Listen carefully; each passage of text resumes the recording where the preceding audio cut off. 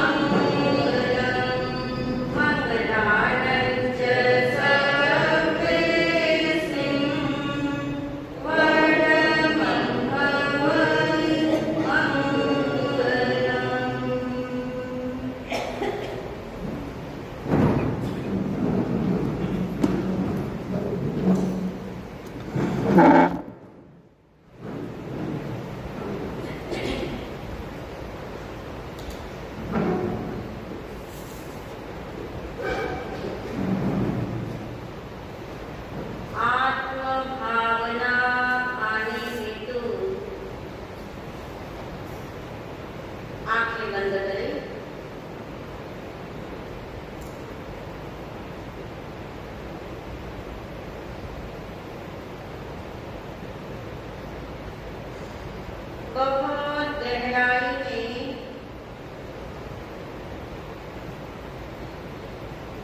अपने होने का एहसास करें।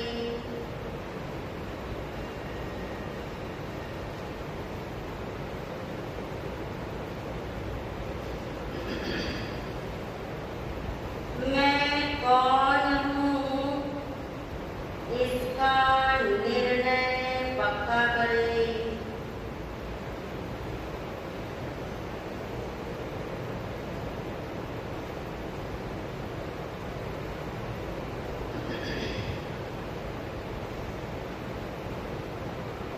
महसूस करें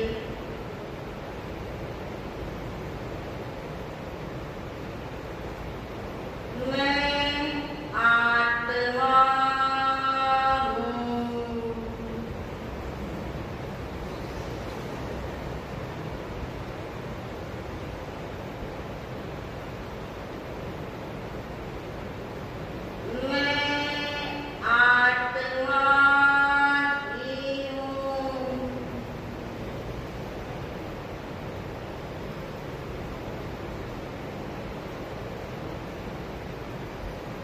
आत्मा के अलावा अन्य कुछ भी मैं नहीं हूँ।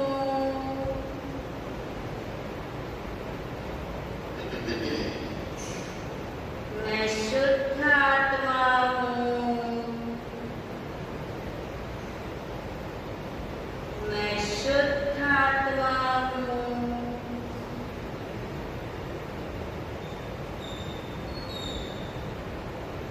मैं सिद्ध भगवान जैसा हूँ।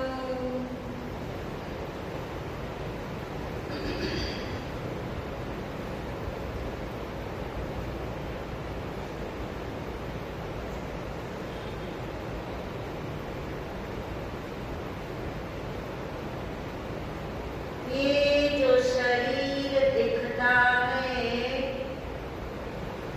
ये मैं नहीं हूँ।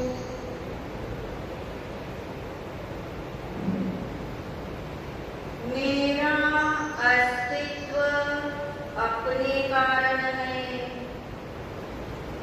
शरीर का अस्तित्व अपने कारण है। दोनों जुदा जुदा है। मैं आत्मा जहाँ ज्ञान है, जहाँ जानना जानना हो रहा है, ऐसा ज्ञाता दृष्टा मेरा स्वभाव है।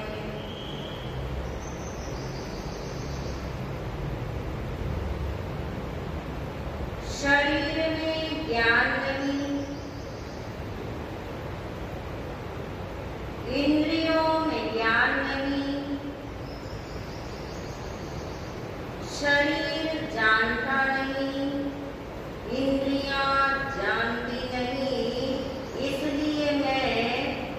शरीर नहीं, इंद्रियां नहीं, मैं जानने वाला तत्व हूँ, मैं ज्ञाता दृष्टा स्वरूपी आत्मा हूँ।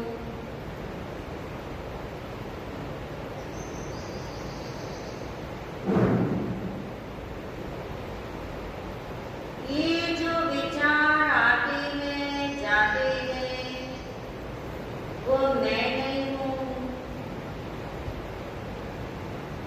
वे जहाँ आते हैं जाते हैं वो मन भी मैं नहीं हूँ। जो आए और जो जाए वह मैं नहीं। मैं त्रिकाल नित्य शाश्वत आत्मा हूँ।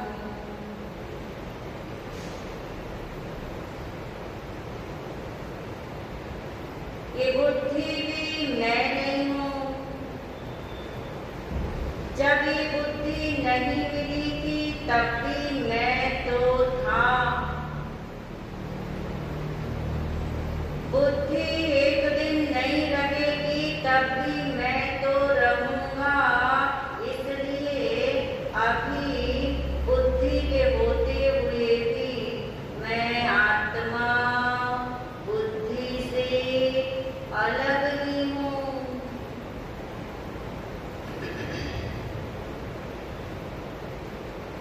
मैं सबसे न्यारा हूँ। मैं सबसे निराला तत्व हूँ।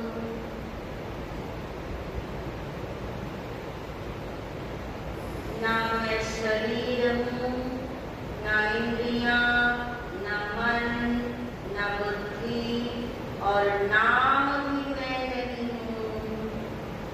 मैं अनादि तत्व हूँ। मैं शुद्ध तत्व हूँ। मैं नित्य तत्व हूँ। मैं अनादि अनंत हूँ। मैं शुद्ध आत्मा हूँ। मैं शुद्ध आत्मा हूँ। मैं शुद्ध आत्मा हूँ।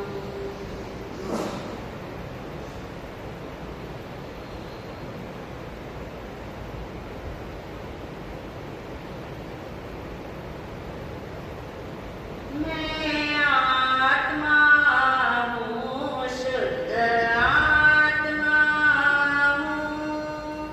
मैं आत्मा हूँ, शुद्ध आत्मा हूँ।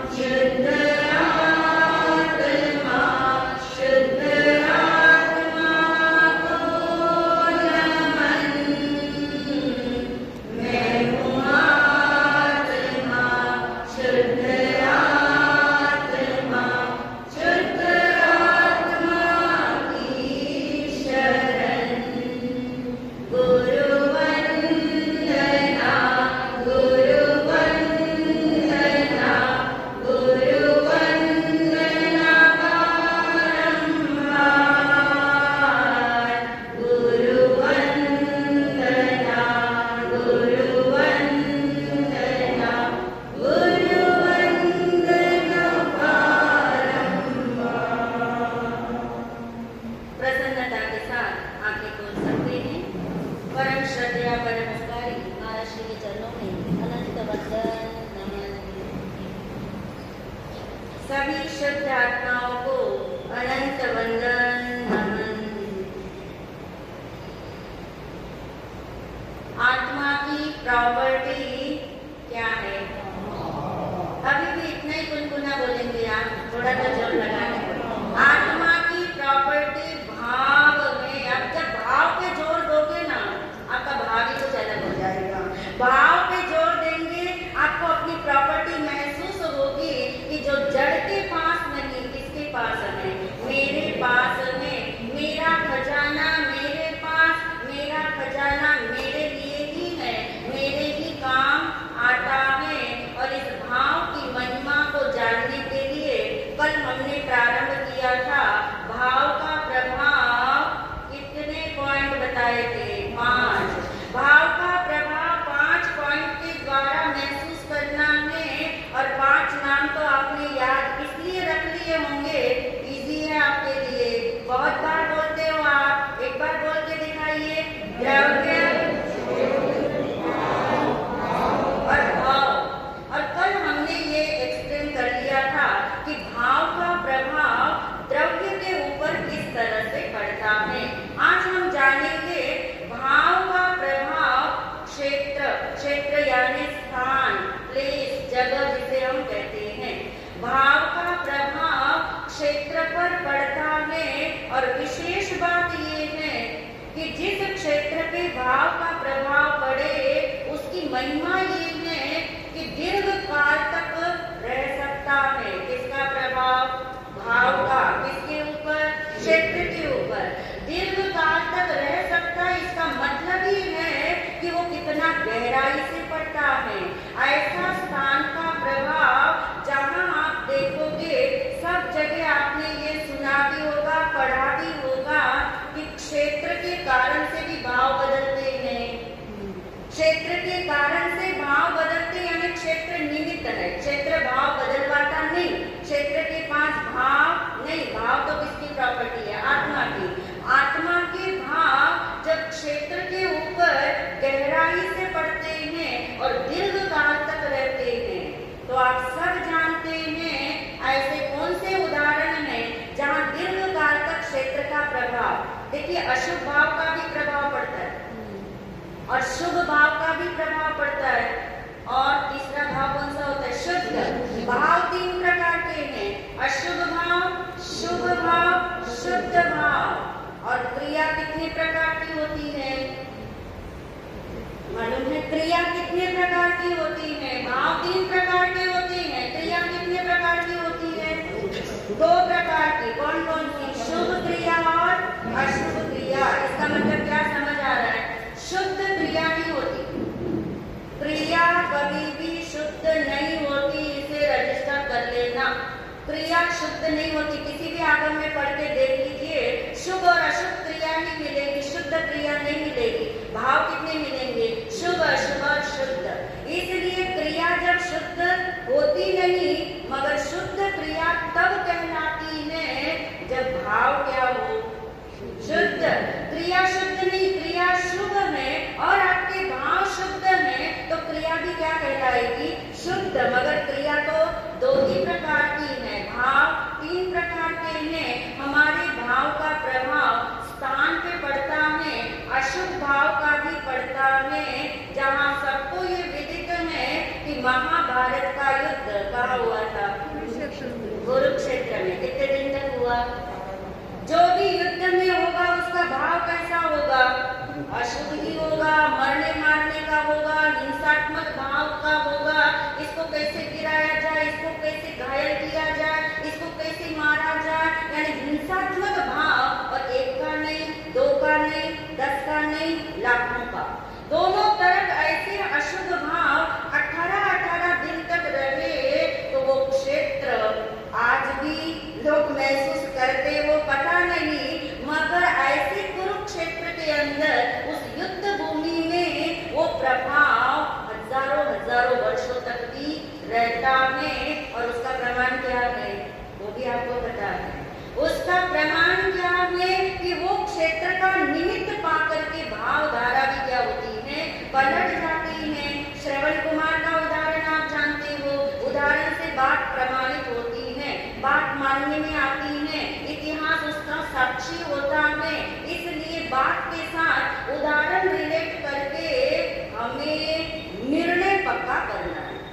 क्या करना है वो नहीं भूलना, क्या करना है निर्णय पक्का, सिर्फ उदाहरण नहीं सुनने, सिर्फ बात को नहीं सुनना, अपना निर्णय पक्का करना है कि भाव का प्रभाव स्थान पे भी पड़ता है जहाँ से श्रवण कुमार गुजरे। कितने शुभ भाव के साथ माता पिता को कापड़ में लेके जा रहे थे, अति शुभ भाव के साथ जा रहे थे, मगर वो क्षेत्र जब आया, वो क्षेत्र जब आया तो वो निमित्त बना और भाव क्या हो गए, पलट गए। यानी पहले भाव का प्रभाव क्षेत्र पे पड़ा, क्षेत्र पर भाव का प्रभाव इतने काल तक रहा। ऐसे शुभ भाव का भी देख लीजिए, शुभ भाव में भी जहाँ से कितने तीर्थंकर मोक्ष में गए वो स्थान क्या बन जाता है, तीर्थ स्थान। यानी हजारों हजारों वर्ष हो चुके हो, आप सब पता है आपको, संवेद शिखर से कितने तीर्थंकर परमात्मा मोक्ष में गए, कितने गए, 20 तीर्थंकर परमात्मा कहाँ से मोक्ष में गए, संवेद शिखर से गए। यानी वो संवेद शिखर क्षेत्र आज भी क्या कहला रहा है, तीर्थ क्षेत्र। क्यों कहला रहा है, क्योंकि वो उनके अति शुद्ध परम शुद्ध भावों का प्रभाव कहाँ पड़ा, क्षेत्र में पड़ा, सुदीर्घ काल तक पड़ा, गहराई से पड़ा। और आज भी यदि वो निमित्त बनता है, वहां जाके लोगों के हाँ शुभ और शुद्ध हो जाते हैं। कहने का अभिप्राय क्षेत्र का प्रभाव और भाव का प्रभाव, मगर पहले किसका प्रभाव है, भाव का। भाव का ही प्रभाव क्षेत्र पे पड़ता है, क्षेत्र निमित्त बन जाता है, मगर उपादान कौन है, भाव में। यानी आप सोच रहे होंगे जब हमारे भाव शुभ होते हैं या अशुभ होते हैं तो उस समय प्रभाव किस तरह पड़ता होगा, प्रोसेस क्या होता होगा। तो प्रोसेस भी जान ले, थोड़ा सा साइंटिफिक भी है और भगवान का बताया हुआ है। जब भी कोई भाव हमारे भीतर में जागता है, शुभ जागे कि अशुभ, शुद्ध की तो अभी चर्चा ही नहीं करते, शुभ या अशुभ भाव जो भी जागृत होता है, शास्त्र कहते हैं जैसे ही भाव जागा ऐसे क्या होता है, तत्काल ये होता है कि हमारे शरीर के इर्द गिर्द गोलाकार रूप में वैसे ही परमाणु उद्गत जिसे हम कहते हैं, वैसे ही परमाणु घूमना शुरू करते हैं, जिसको आप ऑरा बोलते हो, जिसे आप आभा मंडल बोलते हो। भामंडल जो तीर्थंकरों का होता है, तो भामंडल हो, आभा मंडल हो, किसके द्वारा बना है, भाव के द्वारा। क्रिया से नहीं बनता, किससे बनता, भाव से। भाव से आपका ऑरा बनता है, आभा मंडल भाव मंडल बनता है, और उन उद्गल परमाणु का प्रभाव रह जाता। भाव तो बदल जाते हैं, फिर भाव थोड़ी देर में बदल जाते हैं, किसी के भाव लंबे देर तक भी टिक सकते हैं, डिग्री चाहे कम ज्यादा होती रहे। तो ये जो उद्गल परमाणुओं का प्रभाव है, वो व्यक्ति वहां से निकल जाए, वो भाव वहां से खत्म हो जाए, फिर भी वो परमाणुओं में क्या रहता है, बना रहता है। इसलिए कहा गया कि भाव का प्रभाव कहाँ पड़ता है, क्षेत्र पर भी पड़ता है। समोसरण को देख लीजिए, क्या होता है समोसरण में, समोसरण में भगवान की तीर्थंकर परमात्मा की लेशा समझ गए आप, भाव जो है उनका भामंडल कैसा है, लेशा कैसी भगवान की, शुभ अशुभ तो खत्म हो गया, परम शुद्ध शुक्ल लेशा जो वो है, और उसकी वजह से उनके शरीर के इर्द गिर्द कैसे परमाणु होंगे, शुभ परमाणु, अति शुभ परमाणु होते हैं।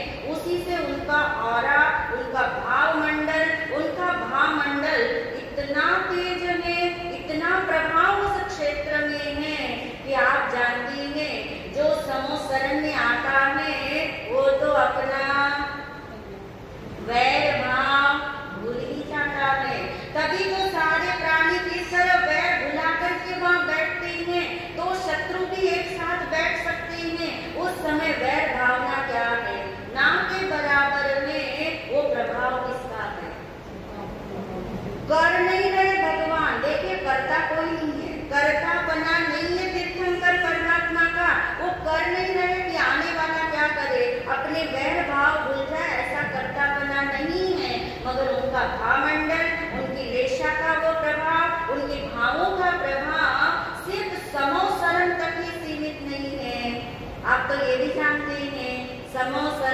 बाहर भी, दूर तक भी, समोसरण के बाहर दूर तक भी अमुक योजन तक एति भीति व्याप्त नहीं होती, रोग बीमारी नहीं आती। उस औरा में, उस स्थान में आते ही भाव धारा शुभ हो जाती है। इसका मतलब क्या है? सिद्ध क्या हो रहा है? क्या सिद्ध हो रहा है इससे? शुभ और अशुभ और शुद्ध तीनों। भगवान की तो दिशा कैसी है, भाव कैसे है? परम शुद्ध। शुभ भाव हो, अशुभ भाव हो, शुद्ध भाव हो, वैसा ही औरा में, वैसा ही आभामंडल में, वैसी वाइब्रेशन में, वैसी परमाणु में, वैसी तरंगे में, वैसी ही रेज में। और ये स्थान का ऊपर वातावरण पे, क्षेत्र पे प्रभाव भगवान के वहां से विचरण करने के बाद भी परमाणु कैसे रह जाती है? शुभ शुभ रह जाते हैं। ये है भावों का प्रभाव किस पे पड़ता है? क्षेत्र पे। बस इससे ज्यादा तो समझाने की भी जरूरत नहीं पड़ेगी, पक्के से निर्णय आपका हो जाएगा। द्रव्य के ऊपर भी पड़ा, क्षेत्र के ऊपर। तीसरा है काल। काल किसे कहते हैं? समय। भाव का प्रभाव काल पे भी पड़ता है। कौन से काल पे पड़ेगा? काल तीन में, वर्तमान काल में, भूतकाल में, भविष्य काल में। कौन से काल पे पड़ेगा भाव का प्रभाव? वर्तमान पे पड़ेगा। कौन से काल पे पड़ेगा भाव का प्रभाव? इधर से भी एक उत्तर ले लेना। कौन से भाव पे पड़ेगा? अतीत यानी भूतकाल के भाव पे पड़ेगा, भूतकाल पर पड़ेगा भाव का प्रभाव, वर्तमान काल तक ही सीमित रहेगा, या भविष्य काल पर भी पड़ेगा? भविष्य में पड़ेगा। अब भूतकाल में पड़ेगा कि नहीं पड़ेगा, ये कौन निर्णय करेगा? संजय जी। भूतकाल अतीत पे नहीं पड़ेगा। चलिए इसका निर्णय करते हैं। किसी ने और कुछ बोलना है तो मैं रेस कर सकता ना, निश्चित नहीं, निर्णय नहीं है ना। सकने में तो बहुत सारे उत्तर है, संभावना में तो बहुत सारे उत्तर, निर्णयात्मक उत्तर चाहिए। भाव का प्रभाव काल पर पड़ता है, तीनों काल पर पड़ता है, तीनों काल पर पड़ता है। ये भगवान की वाणी। भाव का प्रभाव त्रैकालिक है। शब्द क्या है? भाव का प्रभाव त्रैकालिक है। त्रैकालिक यानी अतीत पे भी पड़ता है, भूतकाल पे भी पड़ता है। कैसी मजेदार बात है। यानी आपने देखा द्रव्य के ऊपर जो भाव का प्रभाव पड़ा उसकी सीमा रही, ज्यादा अवधि नहीं रही। क्षेत्र के ऊपर जब भाव का प्रभाव पड़ा तो गहराई तक पड़ता रहा, दीर्घकाल तक पड़ता रहा। और काल का प्रभाव तो उससे भी आगे। काल का प्रभाव त्रैकालिक है। अब इसे समझते हैं। वर्तमान में तो आपको समझ ही आ गया।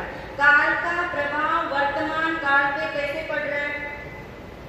जो भी भाव आपका उठ रहा है, अभी तो शुभ और अशुभ भाव ही है। शुभ और अशुभ भाव जो भी वर्तमान में उठते हैं तो काल के ऊपर प्रभाव क्या पड़ा? वर्तमान की स्थिति आपकी उसी के अनुसार हो जाती है। शुभ भाव आया और कई बार आपने एक्सप्रेस भी नहीं किया, और कई बार तो ऐसा होता है आपको पता भी नहीं लगता कि आपके अंदर शुभ भाव धारा बह रही है।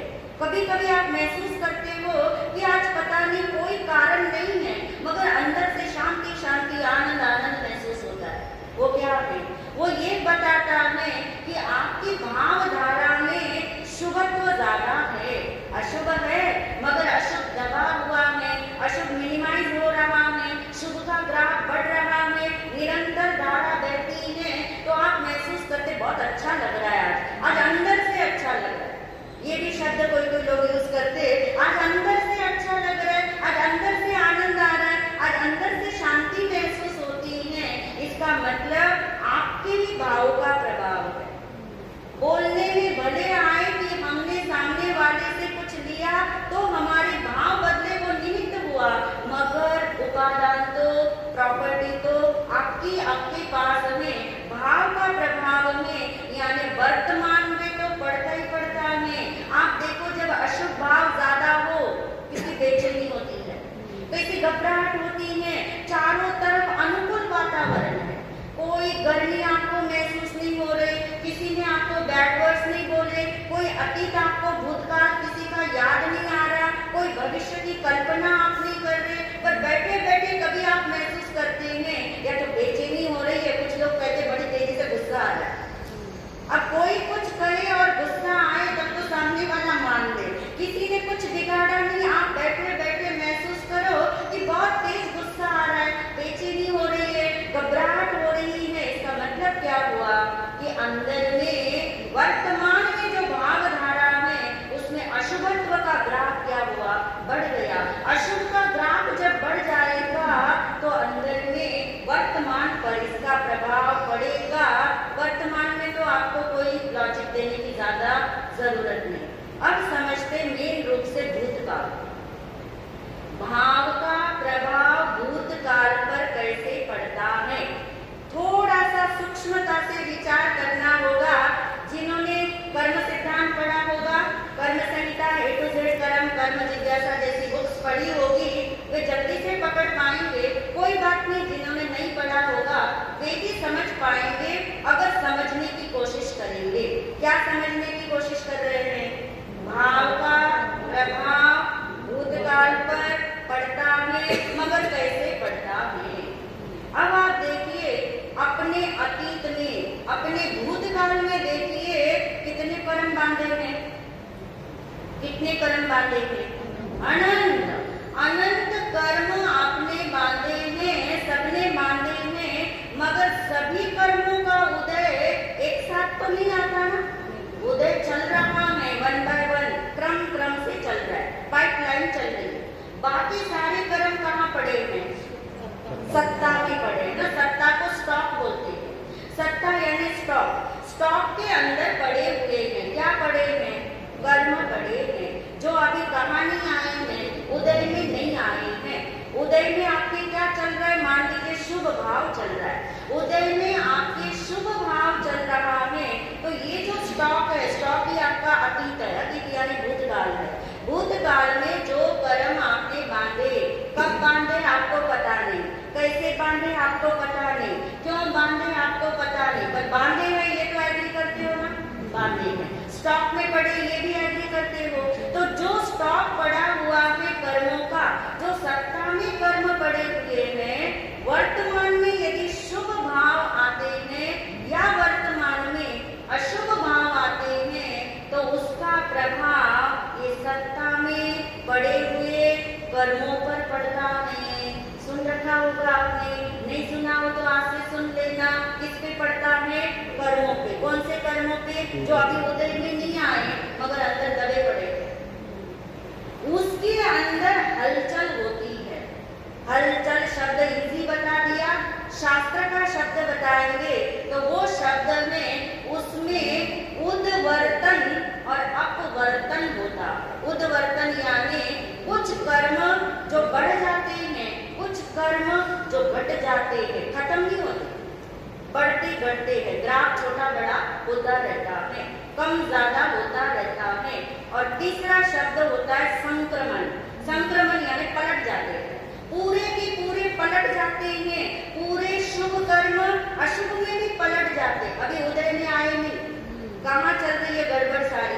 स्टॉक में, समझ लीजिए बेसमेंट में चल रही है। आप अभी यहाँ बैठे हैं, मान लो ये आपका वर्तमान है और बेसमेंट में आपकी कर्मधारा जो स्टॉक में है, तो यहाँ आपकी जो भाव धारा है उससे स्टॉक में पड़े कर्मों में हलचल होती है, कमती बढ़ती होती है, उद्वर्तन अपवर्तन होते हैं, बदलने लगते हैं।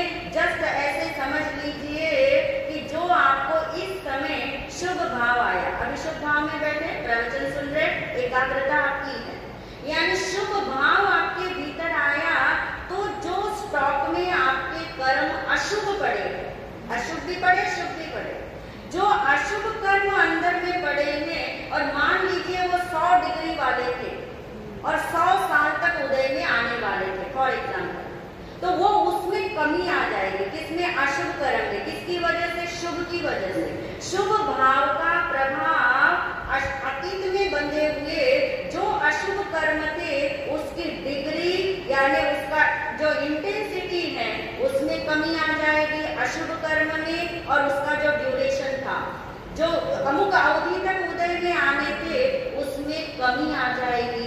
कितना बड़ा प्रभाव है है ना, एक शुभ भाव का अतीत में इतना गहरा प्रभाव है। हमें लगता है क्या हुआ, शुभ भाव ही तो आया, मगर जब आप इसका प्रोसेस जानोगे, साइंस जानोगे, तब आपको समझ आएगा। और कई बार तो ऐसा होता है, बारंबार शुभ भाव आया और आत्मा वाला यदि शुभ भाव आ जाए तो तेजी से सब कुछ होता है। इसीलिए तो आते ही आपको आंख बंद करके आत्म भावना में बिठा देते हैं, ताकि पता नहीं घर से क्या क्या सोच के आए थे, क्या जल्दबाजी करके आए थे, क्या व्याकुलता रह गई, ये रह गया मेरा काम, वो रह गया, किसी को लगे चाबी रह गई, किसी को लगे दरवाजा बंद नहीं किया था, आदि आदि। तो सारी भावधारा आप पे हावी ना हो, आत्म भाव जागे, आती आत्म भाव जागे और उस आत्म भावना का जो शुभ भाव है वो भी शुभ भाव है, शुद्ध नहीं है वो। आत्म भावना का जो शुभ भाव में उससे इतनी तेजी से अंदर में उद्वर्तन अपवर्तन होते हैं, कमती बढ़ती होती है। कम किसमें आएंगे, अशुभ कर्म में, और उद्वर्तन किसका हो जाएगा, शुभ भावों का।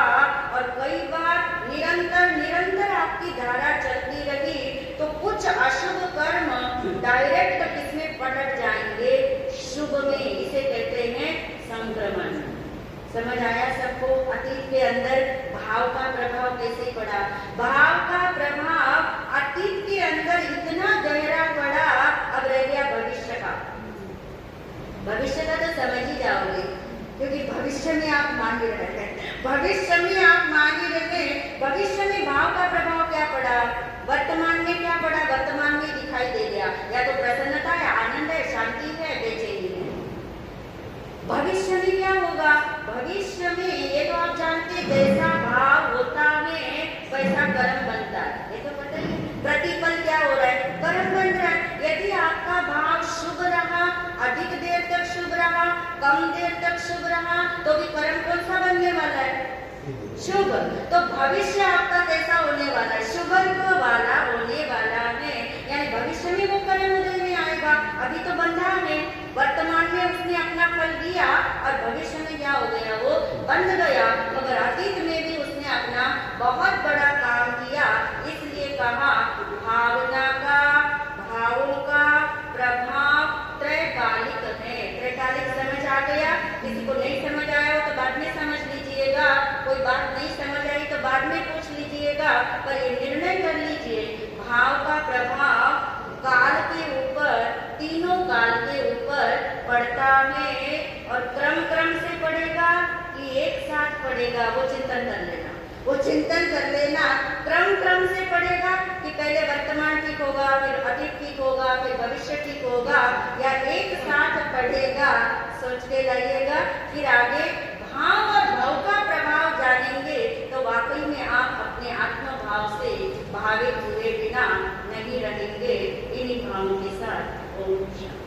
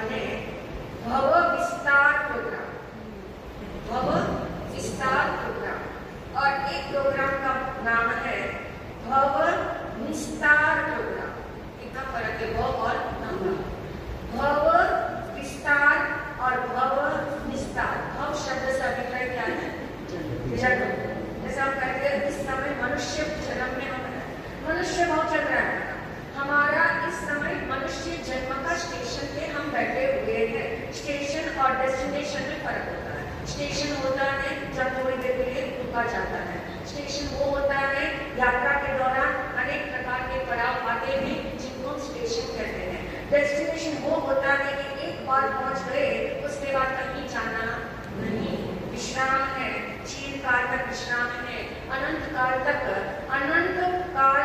अनंत में रहने का विश्राम, इसको कहते हैं डेस्टिनेशन। अब आप देखिए कि भगवान महावीर ने 2 प्रकार के प्रोग्राम बता करके ये बता दिया कि रुचि हमारी कौन से प्रोग्राम के लिए सेट है। अनादिकाल से सेट है, अनादिकाल से, यानी जन्म से हम जर्नी करते आए हुए हैं, जन्म मरण हमारे चल रहे हैं और हर जन्म के अंदर हमने कौन से प्रोग्राम की रुचि को प्रगाढ़ किया। कौन से प्रोग्राम की रुचि को? भाव विस्तार और भाव विस्तार। इसका थोड़ा सा समझ लीजिए। विस्तार यानी भाव का क्या किया? विस्तार। भाव का विस्तार का मतलब जन्म मरण की संख्या का विस्तार। आप एक सोच ऐसी सोच लेते हो, 1 सेकंड नहीं लगता, फ्रैक्शन ऑफ द सेकंड के अंदर आपकी एक सोच ने आपके अनंत भाव बढ़ा दिया। हो सकता है कि नहीं हो सकता। जब आप देखते हैं जो सीए लोग हैं वो तो अच्छे से पता है कैसे एक छोटी सी मिस्टेक हो जाए और वो मिस्टेक यदि निरंतर चलती रहे तो आप जानते हैं कितने मल्टीपोल्स के अंदर वो कितना बड़ा नुकसान पहुंचा सकती है। जो स्टार्टिंग में देख लेना चाहिए था वो नहीं देखा, यानी इसको कहते हैं भव विस्तार, यानी ऐसा जीवन जीना, ऐसी जीवन शैली से जीवन जीना कि भाव का क्या हो रहा है? विस्तार हो रहा है। और एक है भवन विस्तार का प्रोग्राम, यानी ऐसा प्रोग्राम करना, ऐसी लाइफस्टाइल हो, ऐसी सोचने की स्टाइल हो, ऐसा एटीट्यूड हो, ऐसी जागृति भीतर में हो, ऐसी दृष्टि जिसकी बन गई हो कि जिसके अंदर प्रोग्राम भाव का क्या हो रहा है? सीमित हो रहा है। जन्म मरण की संख्या जैसे रैपिड रूप में बढ़ जाती है, ऐसे रैपिडली क्या होती है? घटती जाती है।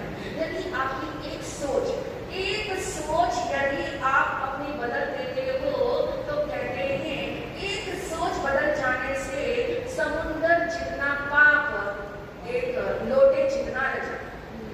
क्या फर्क है?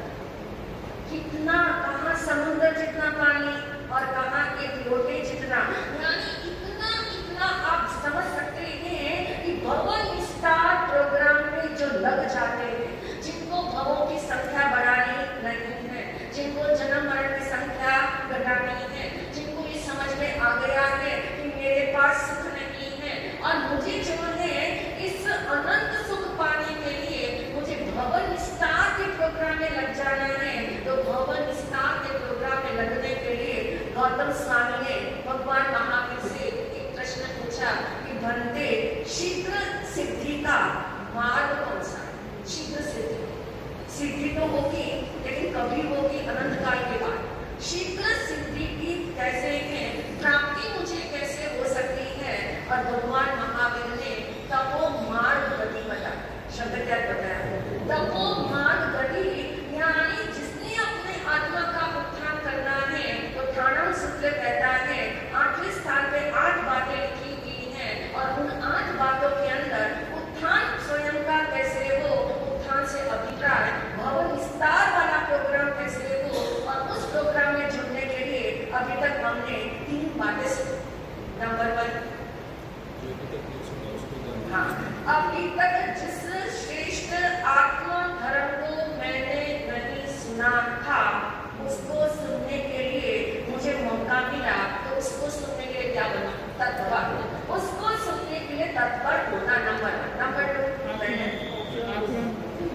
जो सुना है श्रेष्ठ आत्मा धर्म को जितना मैंने समझा, जितना मैंने सुना, उसको आचरने के लिए मुझे तत्पर होना है।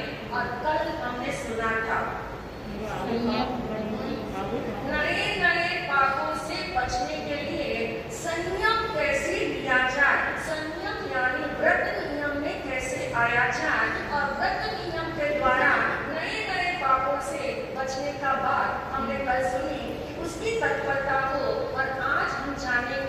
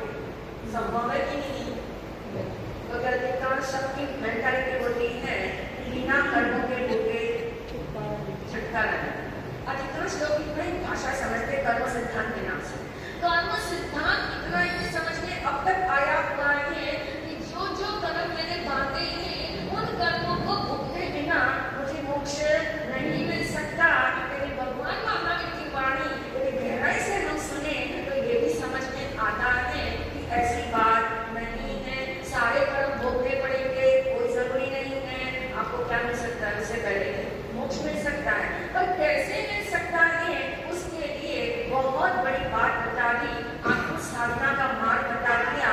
और उस आत्म साधना के तले आज हम सुनेंगे उत्थान पद का चौथा पॉइंट है, नए जो बंधे हुए कर्म उसकी बात नहीं, जो पूर्व में बंधे हुए कर्म है, पूर्व में बंधे हुए कर्म को निष्काम तप साधना के द्वारा क्या किया जाए, क्षीण किया जाए।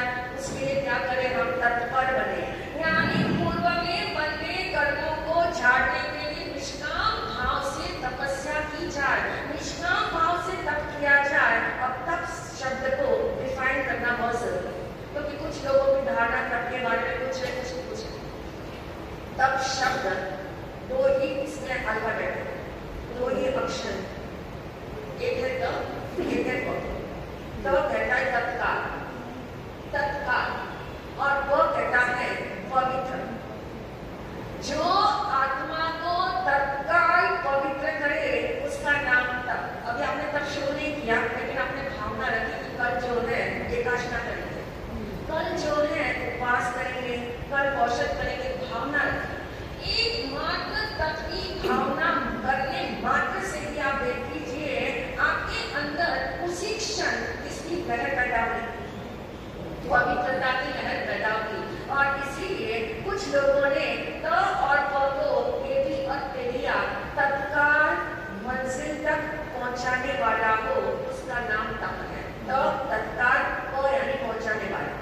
ऐसी साधना की प्रक्रिया जो आत्मा को शीघ्रातिशीघ्र मोक्ष तक पहुंचाने, और यही गौतम स्वामी ने भगवान से प्रश्न किया था, शीघ्र सिद्धि का मार्ग कौन सा है, और भगवान ने कहा तप का मार्ग जो है वो शीघ्र सिद्धि का मार्ग है।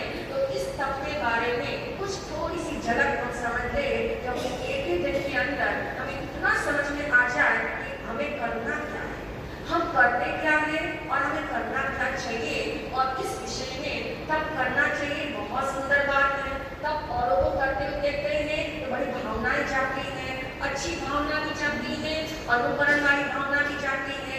अनुकरण करना कोई बुरा नहीं है, लेकिन सामर्थ्य अपना देख करके यदि कोई अनुकरण करता है तो सुंदरतम बात है। तो कहने का अभिप्राय कि हमें इस तप के बारे में इतना जानना है कि तब कैसा करना चाहिए, तब क्यों करना चाहिए और तब कैसा करना चाहिए। तब क्यों करना चाहिए ये तो आपको पता लग गया कि अपने जन्म मरण की संख्या को घटाने के लिए तब करना चाहिए, पूर्व में बांधे गए कर्मों को झाड़ने के लिए तब करना चाहिए। और तब की व्याख्या करते हुए आचार्य कुंदपुर जी ने इतनी सुंदर व्याख्या बता दी कि पर भाव का शब्द है, पर भाव का त्याग हो जाए उसका नाम पर भाव। पर यानी पर की रुचि, पर से कनेक्शन, पर की सोच, पर यानी दूसरा अदर्स, क्योंकि दो ही है इस संसार में, एक है सेल्फ, एक है एल्स। एक सेल्फ यानी अपनी बात है, और अपनी बात कहने के लिए कोई दूसरा चाहिए। दूसरे की बात समझने के लिए हम सोचते मेरी जिम्मेदारी मुझे समझनी पड़ेगी, यानी एक है सेल्फ और एक है एल्स यानी अदर्स। जो अदर्स है उसको पर कहा जाता है। अदर्स को पर समझ लीजिए, यानी पर भाव का त्याग, पर भाव की रुचि का त्याग, क्योंकि पर को छोड़ा नहीं जा सकता, पर तो हमेशा रहेंगे। जब तक जो है 14वें गुण स्थान की प्राप्ति नहीं होती तब तक ये सारी श्रृंखला जो है पर की चलती है, लेकिन उसके अंदर कोई बाधा नहीं। पर के साथ रहते रहते केवल ज्ञान प्राप्त हुआ है। शरीर यानी पर है, शरीर भी मैं नहीं हूँ। जब हम कहते हैं मैं आत्मा हूँ, मैं शरीर नहीं हूँ, और शरीर हमेशा रहता है, कहाँ तक रहता है, 14वें गुण स्थान तक। 14वें गुण स्थान की चाहे कितनी छोटी सी ड्यूरेशन है, लेकिन उस ड्यूरेशन काल में भी वो रहता है। इसका मतलब शरीर कभी भी बाधा नहीं डालता, इसलिए शरीर को कभी भी निमित्त नहीं बनाना, शरीर के कारण रोष पैदा नहीं करना, शरीर के कारण शरीर के प्रति द्वेष पैदा नहीं करना। मेरा शरीर ही ठीक नहीं रहता तो मुझे रोज जाना स्थानक में, ऐसे कोई विकल्प अपने मन में मत लाना। इसलिए आचार्य कुंदपुर जी ने परिभाषा आहार छोड़ना तब नहीं बताया। उन्होंने पर भाव का त्याग जो है, पर भाव यानी दूसरा भाव, अन्य भाव। अन्य भाव यानी कौन सा भाव? अभी कोई भाव की बात सुन लेता है। अन्य भाव एक है निज भाव और एक है अन्य भाव। अन्य भाव यानी निज भाव यानी मेरा, मेरा भाव यानी मैं कौन? मैं आत्मा। तो आत्मा का भाव और दूसरा भाव कौन सा है? उसके अलावा जितना कुछ है शुभ अशुभ दोनों एक कैटेगरी में डाल दो। उसमें पर भाव है, बहुत ऊंची स्थिति की बात बता दी है, लेकिन उस ऊंची स्थिति को लक्ष्य बना लो। भूमिका नीचे से शुरू होती है, शिखर तक पहुंचने के लिए कदम कदम आगे चलते हैं, लेकिन लक्ष्य जो है हमेशा ऊंचा होना चाहिए। लक्ष्य जो है हमेशा स्पष्ट होना चाहिए और लक्ष्य जो है वो हमेशा हमेशा कहते हैं नजर के सामने होना चाहिए। तभी हमारी गति जो है वो प्रगति बन सकती है। और इसके लिए तप शब्द की व्याख्या यहाँ से शुरू करते हैं, जो आचार्य उमा स्वामी जी ने तत्वार्थ सूत्र में किया। इच्छा निरोधस तपः, इच्छाओं का विरोध करना, इच्छाओं को रोकना नहीं। निरोध करने का मतलब हम रोकना समझते हैं, यहाँ ऐसी भाषा न समझे, यानी इच्छाओं का साइंस समझो। ये इच्छा क्या होती है? आहार करने की इच्छा हुई, अमुक चीज खाने की इच्छा हुई और उसमें आपने संयम किया, उसको आपने सोचा है कितनी बार ये चीज मैंने खाई है, ऐसे भाव मुझे कितनी बार आए हैं, अमुक चीज खानी है, अमुक जगह जाके खानी है, उसी कंट्री में जाके खानी है, उसी होटल में जाके खानी है, अमुक डिश अमुक के द्वारा ही बनी हुई खानी है। सारी डिजायर, ये सारी इच्छाएं केवल आहार की नहीं। तो मैंने जस्ट आहार की बात को सिंप्लीफाई किया, लेकिन आप समझ लीजिए इच्छा मात्र जो भी इच्छाएं हैं, ओढ़ने संबंधी, पहनने संबंधी, खाने संबंधी और जितनी वस्तुएं पौद्गलिक हैं, उन पौद्गलिक इच्छाओं के पीछे हम जो है इतने उठापटक करते हैं, इतना असंयम करते हैं, तो उसके अंदर इच्छाओं के अंदर निरोध करना यानी इच्छाओं को समझना। ये इच्छाएं होती क्या है, इच्छाओं का बढ़ता बढ़ता ग्राफ देखना। और इसलिए कहा कि कोई भी इच्छा जन्म लेती है वो पुण्य का उदय है या पाप का उदय है। इच्छाओं का जन्म लेना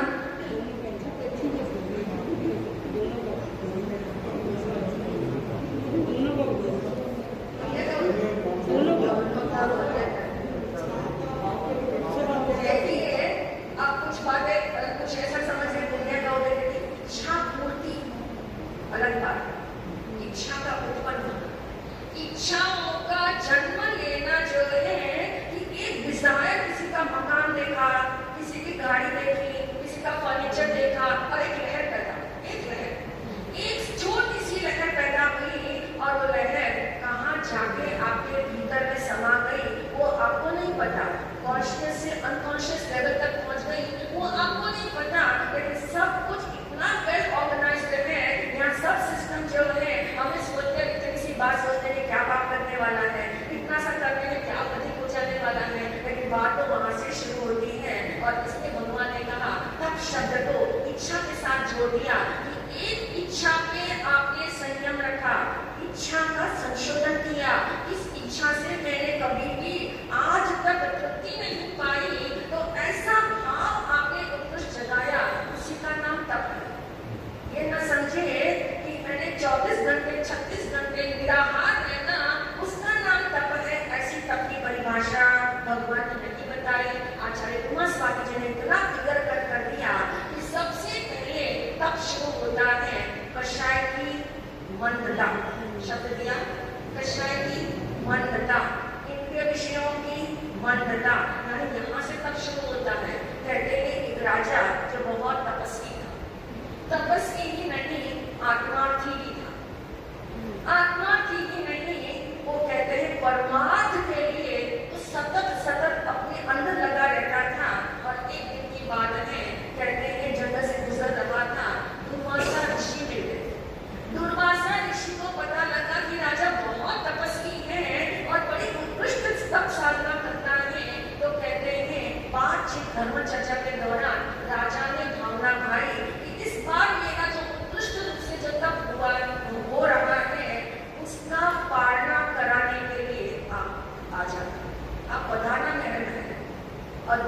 ऋषि ने हाँ कर दी।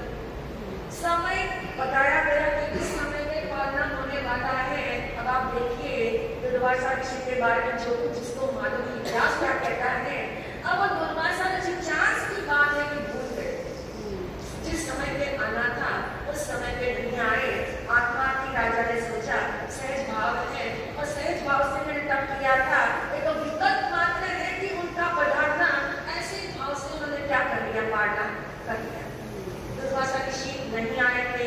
जब दुर्वासा ऋषि को याद आया, तेजी से दौड़ के आए, महल के अंदर जब तक आए तब तक पालना हो चुका था। अब क्या स्थिति होगी दुर्वासा ऋषि की?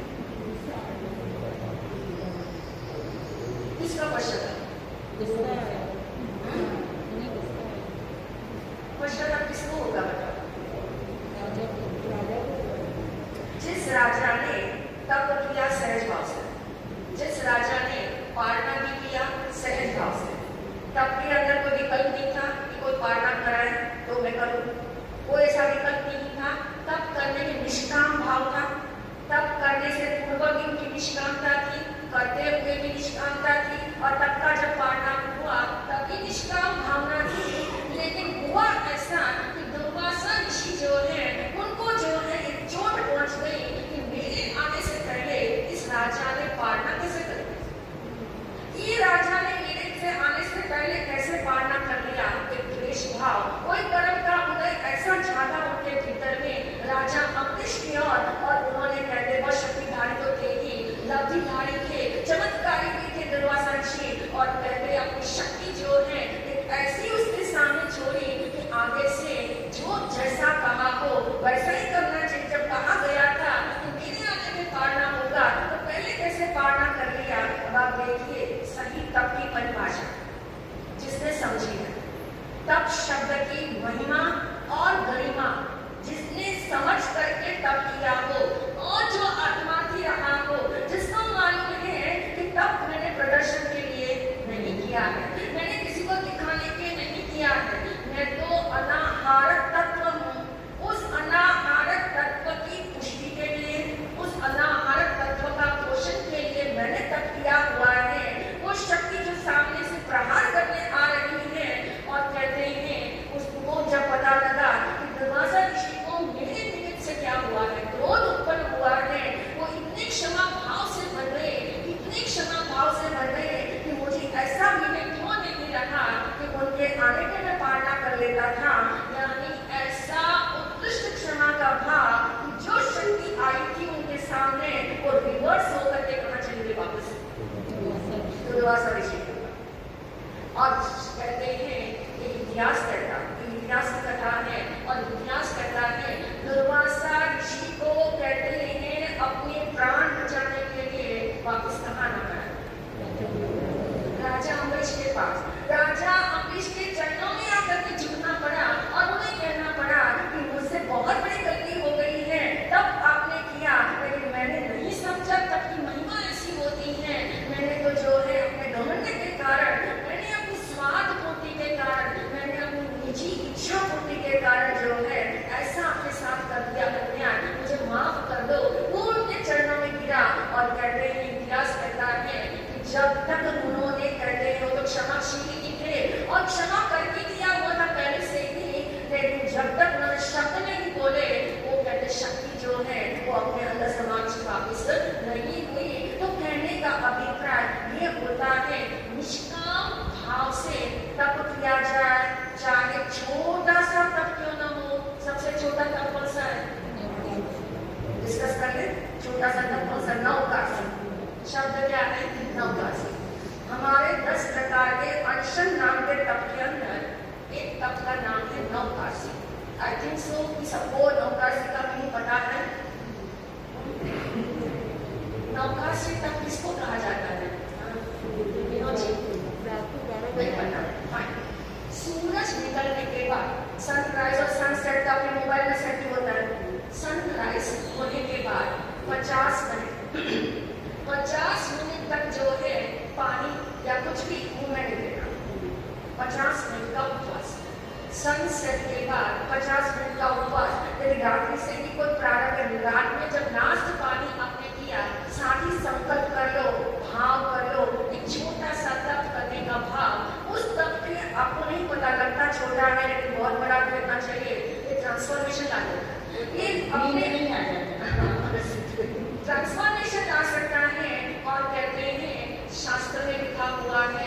यदि कोई व्यक्ति निरंतर नौका से तप करता हो, एक नौका से तप में कोई जोर नहीं लगता और 50 मिनट सिर्फ दिन निकलने के बाद 50 मिनट का त्याग है और उसके अंदर कहते हैं यदि कोई करता है तो 100 वर्ष नारकी के जीव नरक में रह करके जितने कर्म खपाते थे, अकाम निद्रा बोली सबकी, अकाम निद्रा के द्वारा जितने कर्म क्षय होते हैं किसके, नारकी जीवों के 100 साल के अंदर उतना कहते हैं 50 मिनट के नौका से उतने कर्म क्षय होते हैं। उतना जो है भव निस्तार वाला प्रोग्राम जो है आपका सेट हो सकता है, करना कुछ भी खास नहीं है, सिर्फ रिमाइंडर देना है, भाव से भर जाना है। ये समझ में आना चाहिए कि कुछ मेरा जीवन बचा हुआ है, शेष को विशेष करने का भाव है, शेष जीवन मेरा विशेष जीवन बने और उसके लिए इतनी सी को प्रेरणा दे दे। इस चतुर्मास के अंदर कम से कम नौकासी हम अवश्य करें। नौकासी का तप हम हमेशा करेंगे, यानी ऐसे छोटे भाव से यदि हम करते हैं शुरू तो आगे जाकर के बड़े बड़े तप की आराधना भी हो सकती है और भाव विस्तार वाला प्रोग्राम एक दिन जो है कंप्लीट हो सकता है इन्हीं भावों के साथ।